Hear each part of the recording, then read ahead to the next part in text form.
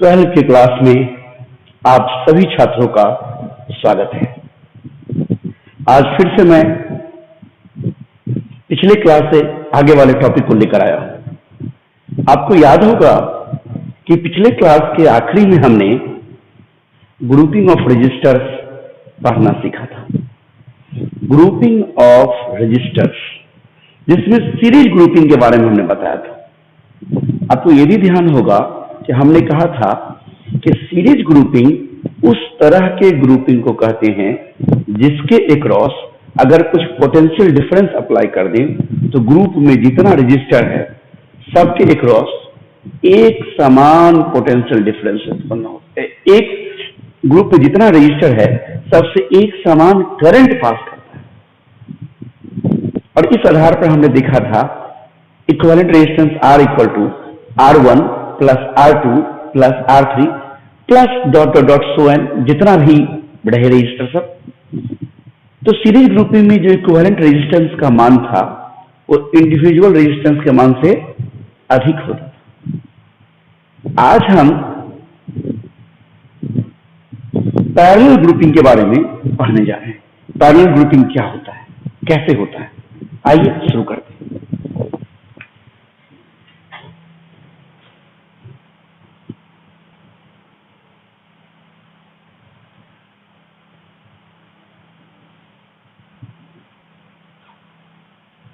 Parallel grouping, तो parallel grouping किसे कहेंगे?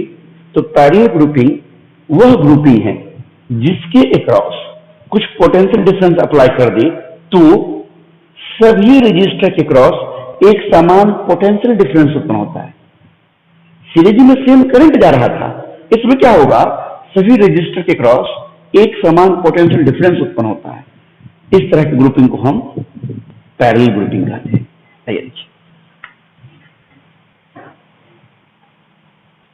It is such type of grouping across which if we apply some potential difference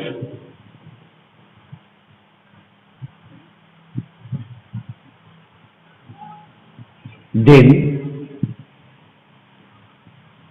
same potential difference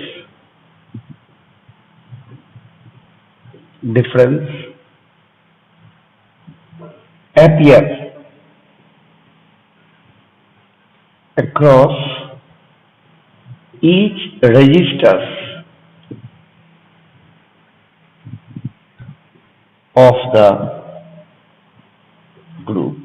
ध्यान दीजिए, it is such type of grouping, यह कुछ इस तरह का ग्रुपिंग है अक्रॉस विच, जिसके across if we apply some potential difference, कुछ पोटेंशियल डिफरेंस अप्लाई कर दे तो समान same potential difference appear across each resistors of the group. तो ग्रुप में जितने रजिस्टर हैं सबके अक्रॉस एक समान पोटेंशियल डिफरेंस उत्पन्न होता है। बात समझ रहे हैं? आइए जरा फिगर से देखते हैं। जैसे मान लीजिए एक छोर ये A है और यहां से इसमें मान लीजिए कि 3 रजिस्टर है। ये हमारा रजिस्टर R1 है, ये बीच में हमारा रजिस्टर R2 है और नीचे हमारा रजिस्टर R3। और ये तीनों,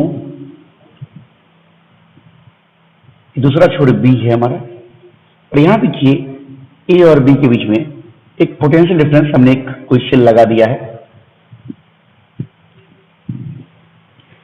तो ध्यान दीजिए, अगर मैंने सेल लगा दिया तो इससे करंट अगर I आया तो यह करंट I यहां पहुंचा। यहां पर 3 रास्ते हैं।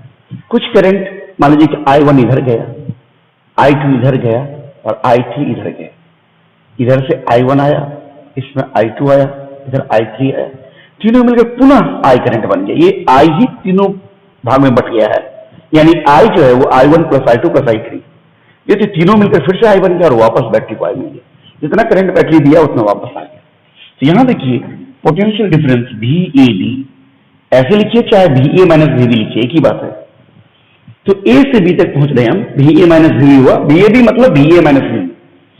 तो यहां से चले हम, ऐसे चलते हुए इस रास्ते से यहां पहुंच गए B तक।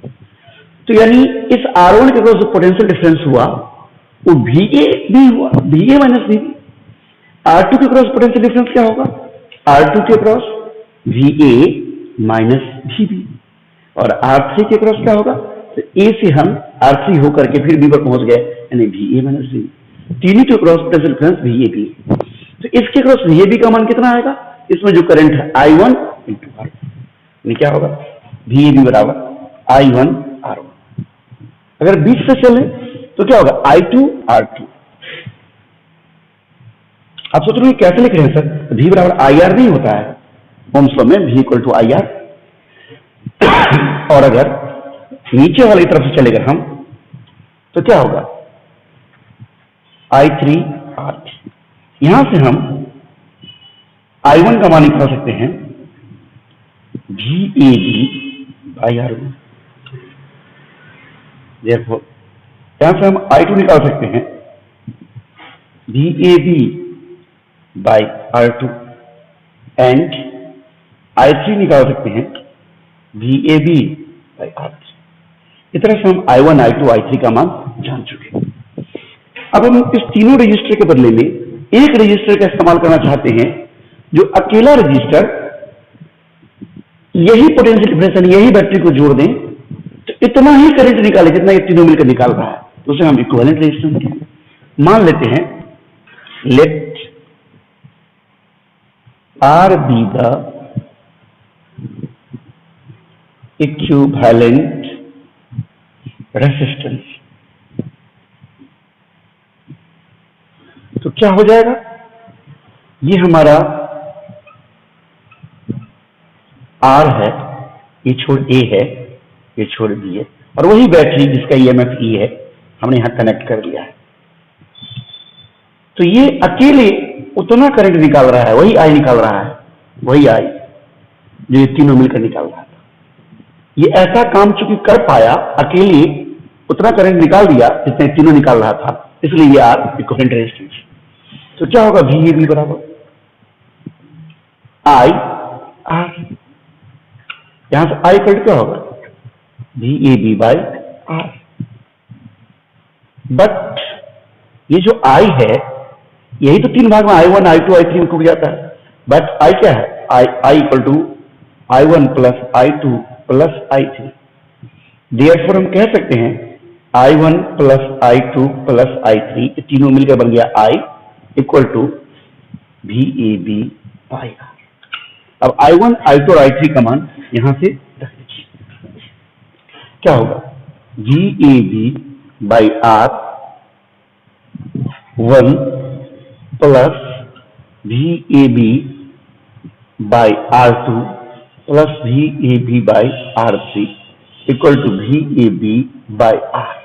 सब में से VAB कॉमन लेके काट दीजिए, क्या हो जाएगा? 1 by R equal to 1 by R1 plus 1 by R2 plus 1 by R3। आप देख सकते हैं इक्विवेलेंट रेजिस्टेंस R जो है उसका value 1 by R equal to 1 by R1 plus 1 by R2 plus 1 by R3 आता है। यहां पर इक्विवेलेंट रेजिस्टेंस R का मान R1, R2, R3 सबसे छोटा होगा। Here the value of equivalent resistance R is smaller than R1, R2 and R3। यानी R1, R2, R3 से छोटा है। यानी पैरेलल ग्रुपिंग में इक्विवेलेंट रेजिस्टेंस का मान इंडिविजुअल रेजिस्टेंस के मान से छोटा होता है, ध्यान रखना है। पैरेलल ग्रुपिंग समझ में आ गया होगा, इसे नोट कर लीजिए।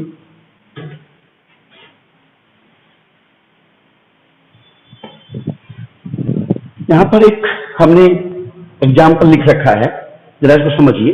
3 identical resistors are connected in series if their equivalent resistance is 24 ohm, then what is their individual resistance? बहुत आसान क्वेश्चन है। यहाँ पर तीन आइडेंटिकल रेजिस्टर है, मान लेते हैं कि R1 बराबर है R2 बराबर है R3, तीनों बराबर है, बराबर मान लीजिए कि R, तीनों बराबर है, और R इक्विवेलेंट का मान दिया है 24 ओम, और सीरीज में जोड़ा गया है। कैसे जोड़ा गया है? Connected in series. तो भाई सीरीज में RS यानी रेजिस्टेंस सीरीज में क्या होता है? R1 plus R2 plus R3। तो RS का मान 24 है और तीनों बराबर यानी तीनों R प्लस R यानी 3R इक्वल टू 24 यानी R इक्वल टू 24/3 यानी 8 ओम, यानी 8 ओम का हर एक रेजिस्टेंस। इधर मैं एक और क्वेश्चन बनाकर दिखाता हूं आपको। The equivalent resistance of 8 resistances in series is 48 ohm. What would be the equivalent resistance if they are connected in parallel? Parallel में जोड़ने पर उसका रेजिस्टेंस क्या होगा? अब ध्यान, नहीं कुछ कह रहा है रेजिस्टेंस कैसा है तो हम मान के चलेंगे कि इक्वल रेजिस्टेंस है। तो ध्यान दीजिए, सीरीज में पहला R1 plus R2 plus R3 plus R4 इस तरह से प्लस करते जाएंगे प्लस R8। तो RS का मान यानी सीरीज में जो रेजिस्टेंस हो कितना है? 48। और सब अगर समान हो तो एक R दूसरा R तीसरा R सब 8 को जोड़ेंगे तो 8R हो जाएगा, यानी R इक्वल टू क्या हो जाएगा? 48/8, 4 दूना 8, 4 8 6 48, 4 कर दीजिए 6 ओम। अब सबको कैसे जोड़ना है? पैरेलल में।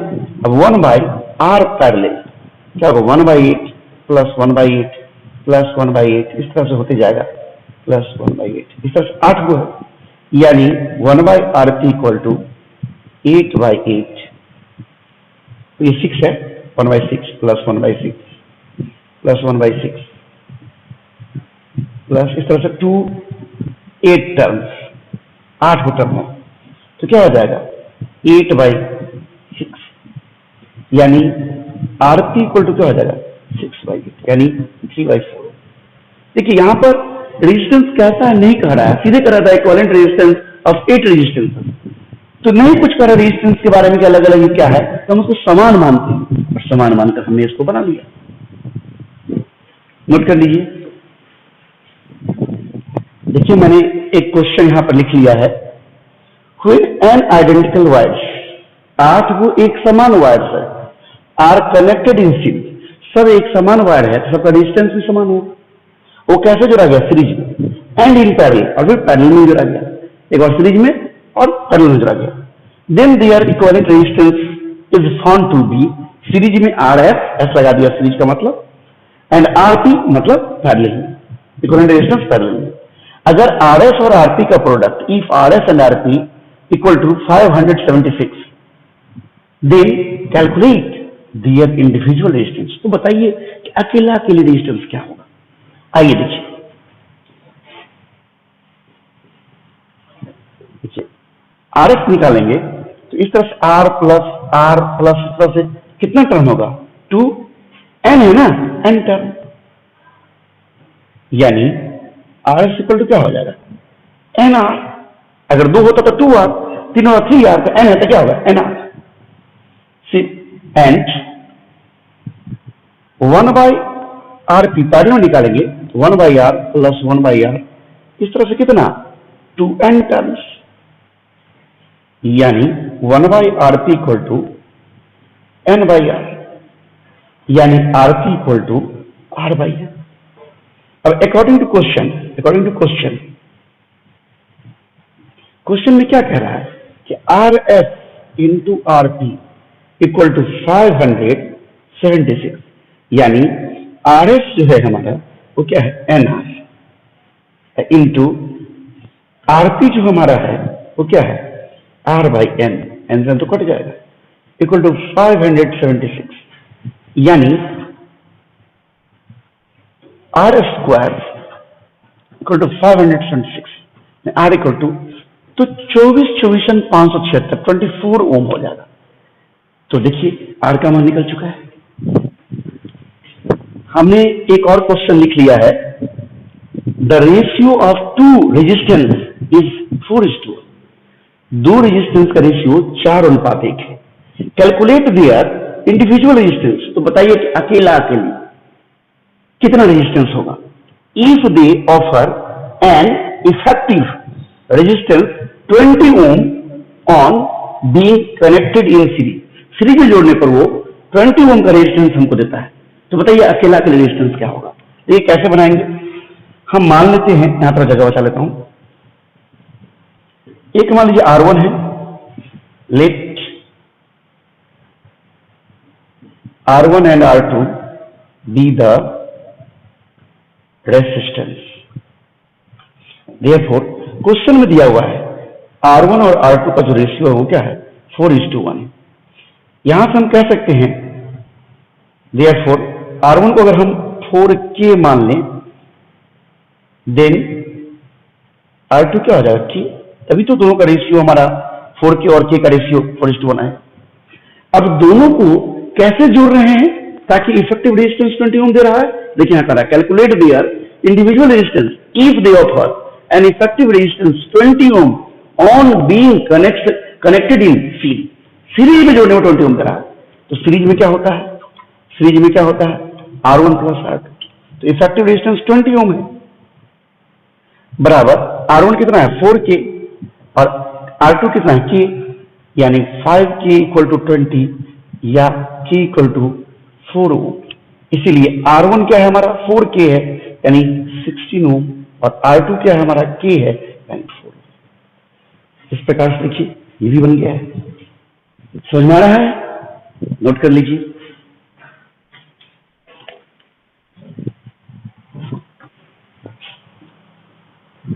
ऐसा भी क्वेश्चन मिल सकता है, देखिए मैं यहां लिख रहा हूं, in how many ways 3 identical resistors में बी कनेक्टेड। यहां पर कितने तरीके से, हाउ मेनी वेज 3 आइडेंटिकल, एक जैसा रजिस्टर भी जोड़ सकते हैं। कैसे बनाएंगे, यहां पर एक जैसा रजिस्टर है, यानी एक जैसा है तो या तो देखिए पहले सबसे पहला काम करेंगे, 3 है ना, तो तीनों को सीरीज जोड़ देंगे, यानी सीरीज में 3 और पैरेलल में 0, यानी ऐसा है। ये हमारा तीनों आर आर आर है, तीनों को हमने सीरीज में जोड़ दिया, एक तरीका हुआ। पैरेलल में एक भी नहीं। दूसरा हो सकता है सीरीज में 2 हो और एक पैरेलल में हो, यानी 2 को सीरीज में जोड़ लें, उसके साथ एक पैरेलल में जोड़ लें, ये हो सकता है। तीसरा हो सकता है कि सीरीज में 1 रखें और पैरेलल में 2 रखें, यानी एक सीरीज में 2 पैरेलल में। ध्यान दीजिए, 2 रजिस्टर एक दूसरे के पैरेलल में और एक सीरीज में, देख रहे हैं। तीसरा हो सकता है, चौथा हो सकता है कि सीरीज में 0 रखें और पैरेलल में तीनों को रख दें, यानी ऐसा हो सकता है।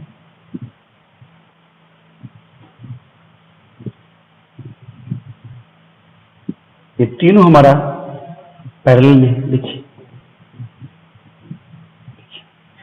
यानी 1 2 3 4 तरीके हो सकते हैं। कितने तरीके हो सकते हैं, 4 तरीके हो सकते हैं। लेकिन यहीं पर किसी क्वेश्चन में अगर पूछ देता कि in how many ways 3 different resistors में बी कनेक्टेड, तब क्या करते। यहां पर देखिए डिफरेंट रेजिस्टर्स है, अलग अलग प्रकार के रेजिस्टर्स है। इस कंडीशंस में सबसे पहले तो सीरीज में तीनों को और पैरेलल में 0। सीरीज में तीनों 1 हुआ, ठीक है। दूसरा सीरीज में 2 और पैरेलल में 1, इसमें देखिए किसमें क्या होगा, सीरीज में 2 और इसके साथ 1 पैरेलल में। लेकिन ये भिन्न भिन्न हो सकता है। R1 R2 अगर सीरीज में है तो R3 पैरेलल में है। अगली बार ऐसा भी हो सकता है, जगह नहीं है इसलिए मैं इधर लिख रहा हूं, अगली बार ऐसा भी हो सकता है कि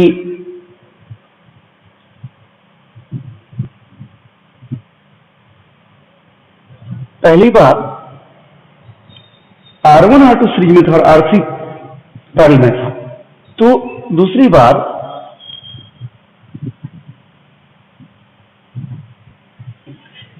R2 R3 सीरीज में हो, R1 पैरेलल में। तीसरी बार ऐसा हो सकता है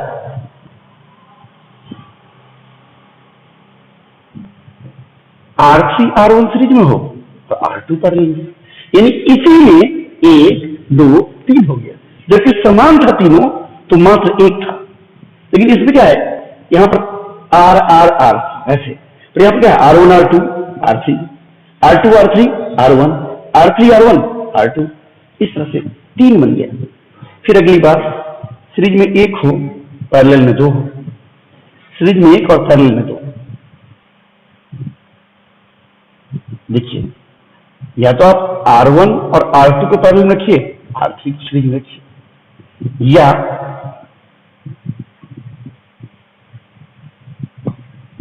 R2 R3 को सीरीज में रखिए, R2 R3 को पैरेलल में रखिए और R1 को सीरीज में रखिए, या R3 R1 को पैरेलल में रखिए, R2 को सीरीज में रखिए। यानी 3 बार ना, एक बार R3 बाहर सीरीज में था, दूसरी बार R1 था, तीसरी बार R2, तो इसमें भी 3 हो गए। और अगला बार सीरीज में 1 भी नहीं हो, सीरीज में 0 और सब पैरेलल में हो जाए, तो इस केस में तो एक ही संभव है।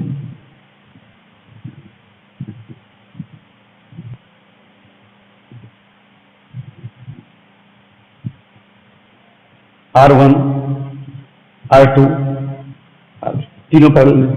तो इस तरीके में कितना तरीका हो गया, 1 2 3 4 5 6 7 8, 8 वेज हो गया।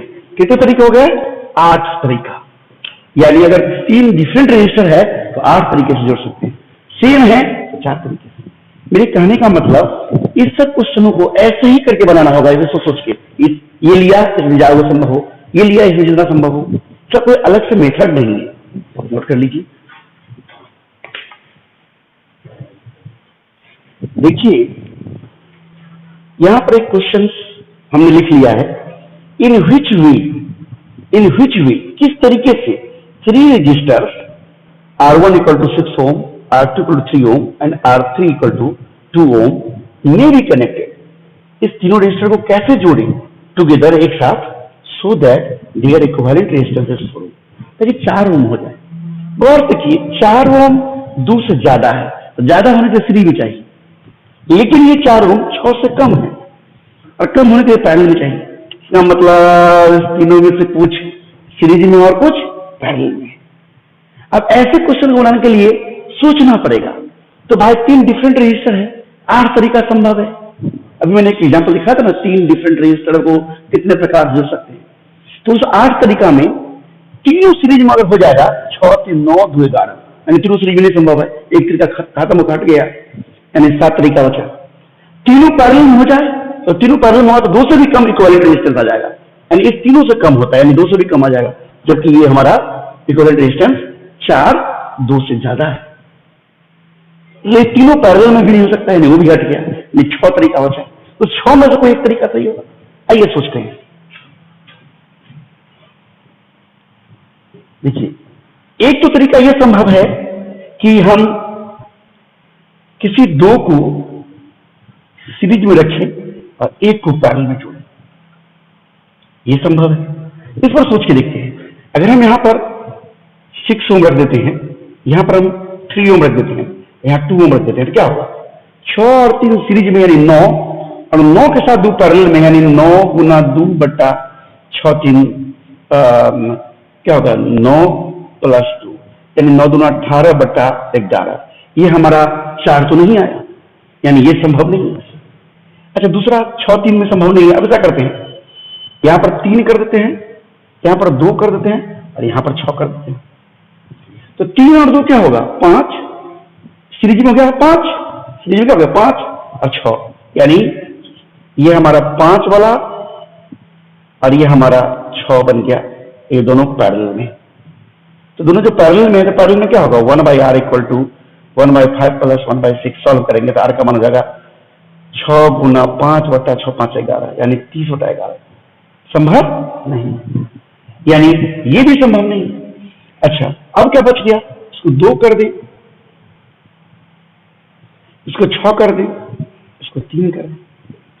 अब क्या होगा 6 2 8 और ये 3। अब सोचिए 1/8 1/3 क्या होगा, सॉल्व करेंगे r का मान 8 × 3/11 अर्थात 24/11, तब भी संभव नहीं। मतलब इस तरीका से संभव नहीं है, ये कैंसिल हो गया, ये तरीका संभव नहीं। दूसरा क्या हो सकता है, 2 सीरीज में और 1 पैरेलल में, संभव नहीं। दूसरा हो सकता है कि 2 पैरेलल में और 1 सीरीज में, 2 पैरेलल में और 1 सीरीज में। इस पर सोचते हैं तो यहां पर मान लीजिए इसको हम ले लेते हैं 6 ओम, इसको ले लेते हैं 3 ओम, इसको लेते हैं 2।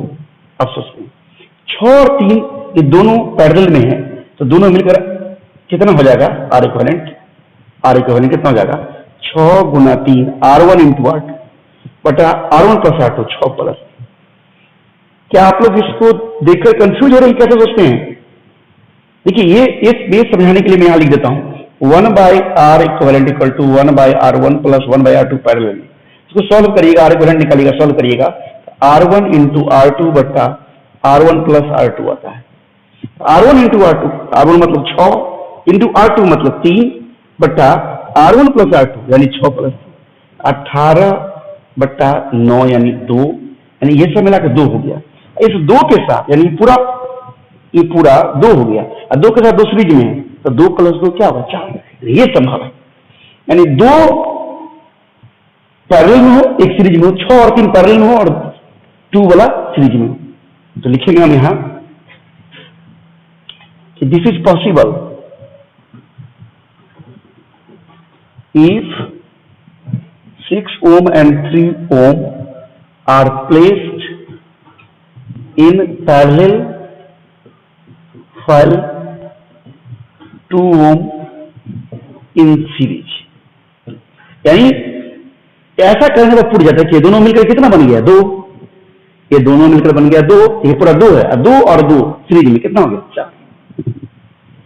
तो ये तरीका संभव है। तो इस तरह के सवाल भी सोचना पड़ता है, ये तरीका संभव नहीं था, 2 सीरीज में वो पैरेलल में रख करके संभव नहीं था। हम बदल कर मान देखा, नहीं आया। इस तरीके में देखा कि इसमें बदल कर मान चेक किया, देखा कि ऐसा रखने पर आ जाता है, ये संभव है। यहां देखिए एक क्वेश्चन हमने और लिख लिया है, a uniform wire of resistance 20 ओम। एक समान वायर है और रेजिस्टेंस वायर का 20 ओम है, having resistance 1 ohm per metre, और उसका रेजिस्टेंस क्या है 1 ohm per metre, each bent in form of a circle, और उसको मोड़ा गया कैसे सर्किल के रूप में, as shown in the figure, जैसा कि चित्र में दिखाया गया। If the equivalent resistance between M and N is 1.8 ohm, और इक्विवेलेंट रेजिस्टेंस क्या है 1.8 ओम है, then what is the length of shorter section. यानी एक वायर है, देखिए ये एक वायर है और इसका रेजिस्टेंस है 20 ओम, और लेमडा हमारा बताता है रेजिस्टेंस बट्टा लेंथ को, यानी इसको क्या बोलेंगे lambda = resistance per unit length, यानी हर इकाई लंबाई का रेजिस्टेंस वो है 1 ओम पर मीटर, यानी 1 मीटर का रेजिस्टेंस 1 ओम है, तो पूरा वायर का रेजिस्टेंस अगर 20 ओम है, इसका मतलब वायर का लेंथ कितना हो गया 20 मीटर। नहीं समझ में आया? ऐसे समझिए लेमडा = लेंथ रेजिस्टेंस बटा लेंथ, तो रेजिस्टेंस यहां से हम लेंथ और क्या होगा रेजिस्टेंस बटा लेमडा, यानी लेंथ ऑफ रेजिस्टेंस हमारा कितना है 20 ओम, बटा लेमडा कितना है हमारा 1 ओम बटा मीटर, मीटर मीटर ओम कट गया, मीटर पर चला गया, यानी क्या हो गया 20 मीटर। यानी वायर की लंबाई अगर पूछ देता तो भी हम जान गए हैं 20 मीटर। तो उसको मोड़ करके एक सर्किल बना दिया गया है, वायर को मोड़ करके, और है और यहां एन दिया गया है। तो एक बड़ा लेंथ है, छोटा लेंथ। तो बड़ा लेंथ का अगर मान लीजिए कि इस बड़ा भाग का लेंथ अगर हम L1 कह दें, छोटा का क्या होगा L माइनस L1। L तो पूरा 20 है ना, ध्यान दीजिए। तो इस बड़े पार्ट का रेजिस्टेंस को हम R1 कहते हैं, छोटे पार्ट का रेजिस्टेंस को R2 कर दें, तो हमारा R1 कितना होगा L1 गुना लेमडा, यानी L1 लेमडा का मान कितना है, लेमडा का मान कितना है 1 × 1, यानी L1 हो गया। अच्छा R2 हमारा क्या हो जाएगा R2 L minus L1 × lambda, यानी L का मान हमारा 20 मीटर है, हमने L का मान 20 निकाला है, माइनस L1 और लेमडा का मान हमारा 1 है, यानी 20 माइनस। और दोनों यहां पर चित्र में देखिए M से N तक पहुंचने का तरीका, यानी ये इधर ऊपर से यानी R1 से भी पहुंच सकते हैं M से N के बीच, और M से N तक आप R2 से भी पहुंच सकते हैं, दोनों रास्ते से पहुंच सकते हैं। यानी Vm माइनस Vn इधर से मिलेगा R1 से, और R2 से भी Vm माइनस Vn मिलेगा, दोनों तरफ से Vm माइनस Vn ही मिलेगा, यानी पोटेंशियल डिफरेंस बराबर है, यानी दोनों किसमें पैरेलल में। हियर Vmn मतलब Vn माइनस Vn, मतलब इसका मतलब हुआ Vm minus Vn is same for R1 and R2, therefore R1 and R2 are in parallel। और पैरेलल में जब दो डिस्ट्रीब्यूशन हो तो Rp बराबर होता है R1 × R2 बटा R1 + R2। और सवाल में आपको दिया हुआ है इक्विवेलेंट रेजिस्टेंस मान 1.8 ओम, यानी जगह नहीं मैं यहां देख लिखता हूं, Rp का मान दिया है 1.8 ओम बराबर R1 आपने निकाला है L1 × R2 आपने निकाला है 20 माइनस L1 बटा R1 + R2, यानी L1 + 20 माइनस L1, L1 से L1 कट जाएगा, सॉल्व कर दीजिए तो क्या हो जाएगा 1.8 × 20 बराबर 20 L1। मेरे पास जगह चूंकि दिखाई नहीं देगा आपको, आगे जगह का दिक्कत हो रहा है, यहां से सॉल्व कर दीजिएगा और L1 का मान निकाल लीजिए, जो आएगा वही आंसर हो जाएगा। और भी क्वेश्चन हम बताएंगे।